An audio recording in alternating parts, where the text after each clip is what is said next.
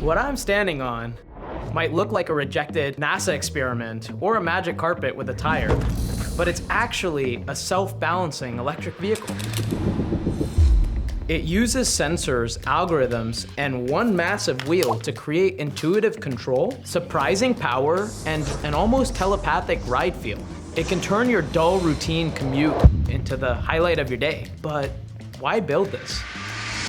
What we're trying to do with Onewheel is make the future rad. We're trying to create a riding experience that feels familiar, but is really something unique.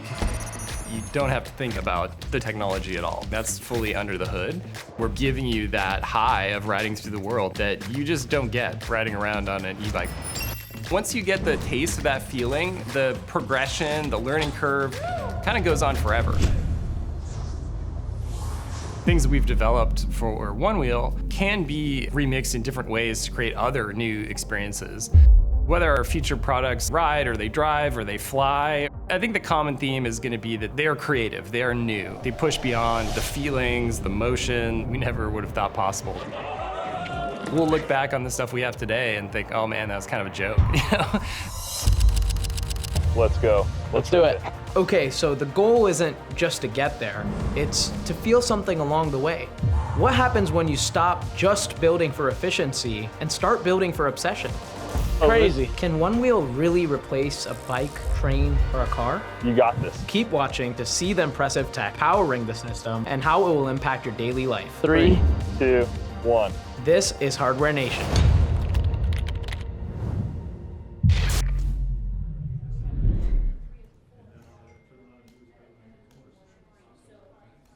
I'm Kyle Doerksen. I'm the founder and CEO of Future Motion, and we make Onewheel. I grew up in Calgary, Alberta, Canada. I was always snowboarding as a teenager. I was also a nerd. I was doing lots of science and engineering stuff. For me, snowboarding on powder has really always been the North Star for the Onewheel experience. I was always thinking like, wow, I wish there was something I could zoom around on that had that same kind of feeling as up at the ski resort. I used to work up in San Francisco sometimes. I'd get off the Caltrain, it was about a mile to go. Walking that was kind of painful. There wasn't anything that would have the dreamlike feeling of riding powder and let me go the last mile to get to my office, and so I had to build it. I started in my garage tinkering on early prototypes. The first ones actually didn't even have a motor. I was just interested in whether you could even like just coast down a hill with a wheel and a board. Turns out you can't, or at least I couldn't figure out how to. And I realized, it was gonna need an active control system and a motor to power it. A lot of those control systems are used in military aerospace type systems, but I was interested in using them for fun. The first time I got on it, the motor made all this buzzing and humming sound, and it engaged and it came up to level and it started balancing me. I was just like a little kid, kind of nervous too, because I was like, what's gonna happen next? But that was an amazing moment. This looks like the OG version. Yeah, this is the very first one. This is what I was building in my garage in 2008. The first thing that came to mind is, this is you versus the guy she told you not to worry about, This is the XR Classic, which you dropped last year. Even though it's been a decade between both products, they still have got the same framework. We are always iterating each individual component to build an overall better ride. A lot of differences, obviously, but they have the same parts. That's really how things become truly great, right? You just keep filing off the rough edges and they become awesome. I really had no idea in mind that it was gonna be a product. I thought it was gonna be a one-off tinkering project just for me. Then I showed it to a handful of my friends, and one of them was just like, man, I need one of those. I realized that there probably was a market for these things. 2013, that's when I launched the first Onewheel on Kickstarter. It was an exciting time. It was also a bit stressful. I maxed out my personal credit cards. I like risk, but I'm also risk averse. But I had this cool technology, this cool experience, and I wanted to at least try to share it with the world and see what the response would be. I had to give it a shot. A lot of technology really distances us from the real world, but I think Onewheels have this unique ability to heighten our senses of what's happening around us. Every time I get on a Onewheel, I do feel like I'm snowboarding on powder. Flashes me back to those experiences that I had growing up. Some people think we're building this just for adrenaline junkies, but we don't see this as a gadget or a piece of hardware.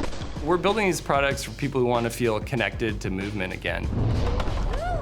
We've always set out to create a new board sport, something that enables people to keep pushing the limits even when they have years of riding experience. To see what riders today can do and imagine what they're going to be able to do 5 or 10 years in the future is really amazing. We're driven by the needs of the Onewheel community and really responsive to ideas that people have. That feedback comes back to us in terms of how we're going to evolve the engineering and make boards that are better for everyone. The community has become this powerful force. We asked you to write letters in support of Onewheel to the CPSC. A couple of years ago now, the government wanted to recall Onewheels on the basis that they thought they were not safe enough. It was basically an existential moment for the company. We really thought it might be the end of the road for Onewheel. It's so much more than a toy or a mode of transportation. Our Onewheel riders wrote thousands and thousands of letters in support of us in this moment of need. The escape of riding a product like ours is super significant to them.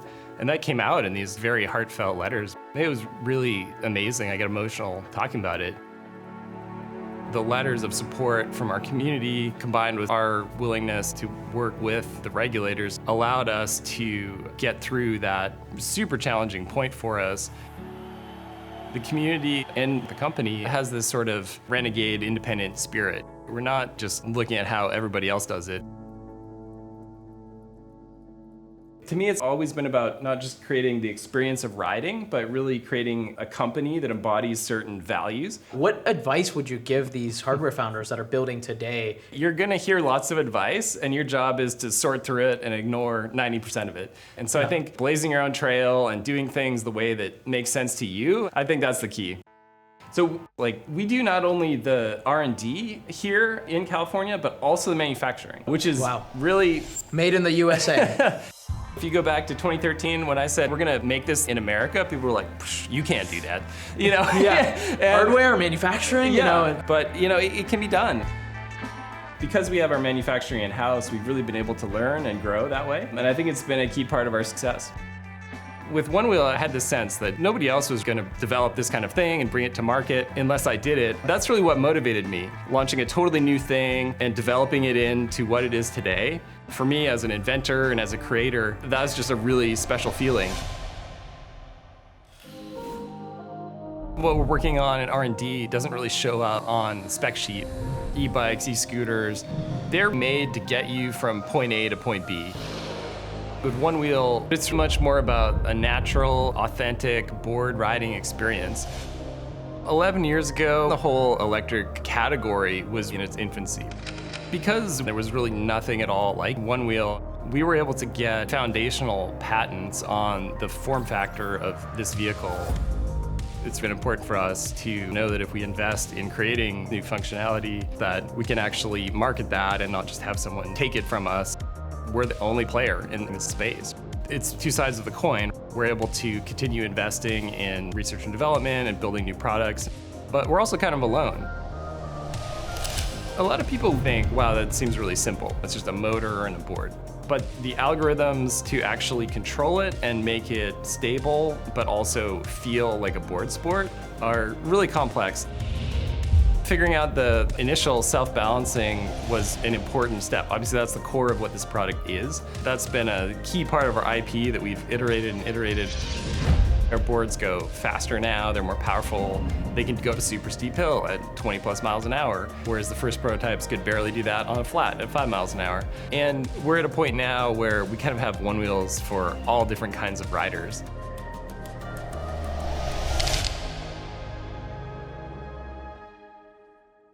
What separates the XR Classic from your other boards? I would describe it as like our best all-arounder and kind of daily driver board. It's also a great board to learn on. We got to take some of the stuff from our highest end boards, which is the GTS series, and bring it into this mid-range type board. And then you turn it on with a little switch on the side here. Oh, okay, it's this button in here. That button right there. Okay. So you got a red light on the back, right? And a white light on the front. And then you also have this little light bar that turns on. That light bar tells you how much battery you have. Does it have a honk with it? It doesn't make any backup sounds now. This product will go about 20 miles on a charge. I could go out on SF probably 3 times and probably still have some charge left. It's quite a bit. You're probably gonna want to take a break before somewhere in the middle there. No, I'm probably gonna have to learn how to use this first. Oh yeah, it all starts there. You're not gonna go 20 miles on your first ride, but once you get the hang of it, you start thinking, where could I go? We have an amazing product and have had from the first generation. We have a lot of IP and we own the form factor. We've got an amazing community that is rabid about Onewheels. And we've approached it all in a run and gun style, not really caring what other people think. It's got us to where we are, and I think it's gonna get us where we're going. We are still in the first inning, really, of building Onewheel into a global phenomenon. As all technology gets more deeply integrated into our lives, competing on Onewheels in high-level events is almost inevitable. Snowboarding was very countercultural in the early days, and then it started getting a little traction, and then suddenly it was in the Olympics. It was this major moment. It's like, wow, snowboarding's legit now, Mom. I can absolutely imagine Onewheel events in the Olympics. We've already got prototypes out back of putting our motors and batteries in go-karts and coolers and recliner chairs. Those are all kind of quick hits, but because we have that fine-grained control of the whole technology stack, we can do crazy stuff that other people can't and won't do. We'll just keep exploring what's on the frontier of technology and how that can become unique products and experiences that move through the world. I had to build the first prototypes and iterate the concept in my garage. Fast forward 11 years, that's still what we do every day. We wake up and we think, oh, how can we make this product better? How can we get it under the feet of more people? Putting smiles on first-time riders' faces is really true to what I felt on the very first Onewheel.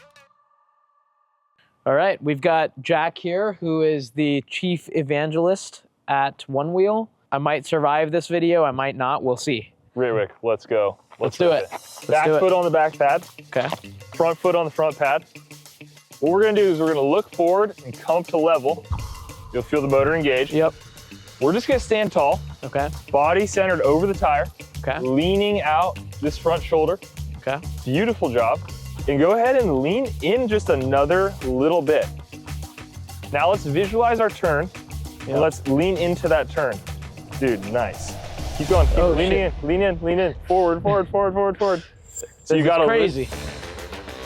Think forward. Thinking forward. Thinking forward. All right. Here on Hardware Nation. This is the basics. This is the foundation. I'm feeling more confident, but I don't know yet. I'm not really helping you at this juncture. I'm emotional supporting. The emotional support's needed, so. Emotional support is here. You got this. Stand up tall. Okay. There you go. Starting to get the hang of it. All right, I'm gonna let go here. Okay. Guys. Are you ready? It's a big moment. I've never skateboarded, so this is big. We're letting go, okay? Okay. You are the eagle, and you are ready to fly. All right, 3, 2, 1. All right. And on the turn. And on the turn. Think forward, Ritwick. Guys, future motion. Let's go! Man, it really does feel like you're floating. With all the stones and the sticks and other stuff we're seeing, it still feels very smooth. I didn't think I was actually gonna make this happen today, but... Dude, crushing it. Learned something new today. See, now you don't have to think about it. That's the key. Once I got off of training wheels mode, now it feels like, really does feel natural. If you can ride it out of here, you can have it. Thanks, Jack. See you later.